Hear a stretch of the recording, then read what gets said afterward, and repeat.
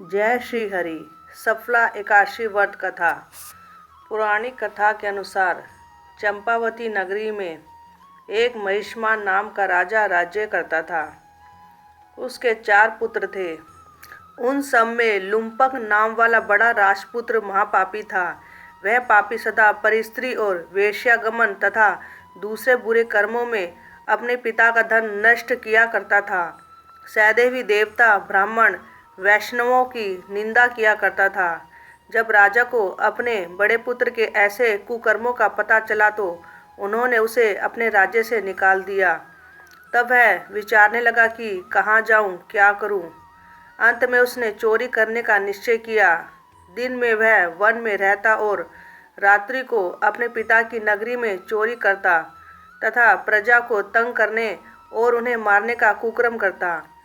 कुछ समय पश्चात सारी नगरी भयभीत हो गई। वह वन में रहकर पशु आदि को मारकर खाने लगा। नागरिक और राज्य के कर्मचारी उसे पकड़ लेते किंतु राजा के भय से छोड़ देते। वन में एक अति प्राचीन विशाल पीपल का वृक्ष था।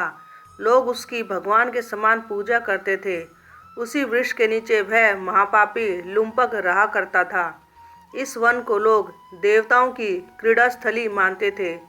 कुछ समय पश्चात पौष कृष्ण पक्ष की 10वीं के दिन वह वस्त्रहीन होने के कारण शीत के चलते सारी रात्रि सो नहीं सका। उसके हाथ पैर अकड़ गए।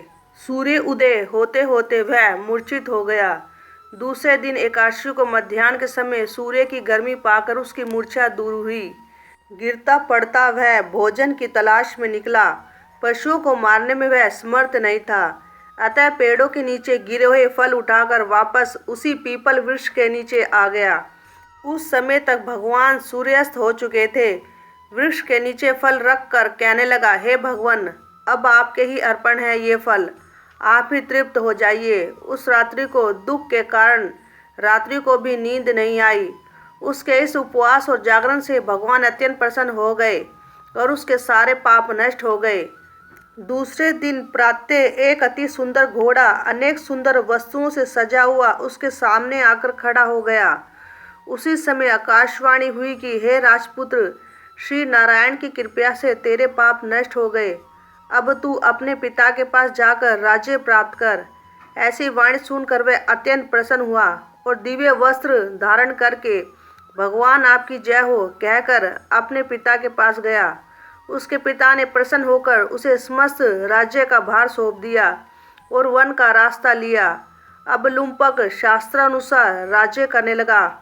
उसके स्त्री, पुत्र आदि सारा कुटुंब भगवान नारायण का परम भक्त हो गया। वृद्ध होने पर वह भी अपने पुत्र को राज्य का भार सौंपकर वन में तपस्या करने चला गया और अंत समय में वैकुंठ को प्राप्त हुआ। अतः जो मनुष्य इस परम पवित्र सफला एकादशी का व्रत करता है उसे अंत में मुक्ति मिलती है। जो नहीं करते वे पूंछ और सींगों से रहित पशुओं के समान है। इस सफला एकादशी के महात्म को पढ़ने से अथवा श्रवण करने से मनुष्य को अश्वमेध यज्ञ का फल मिलता है।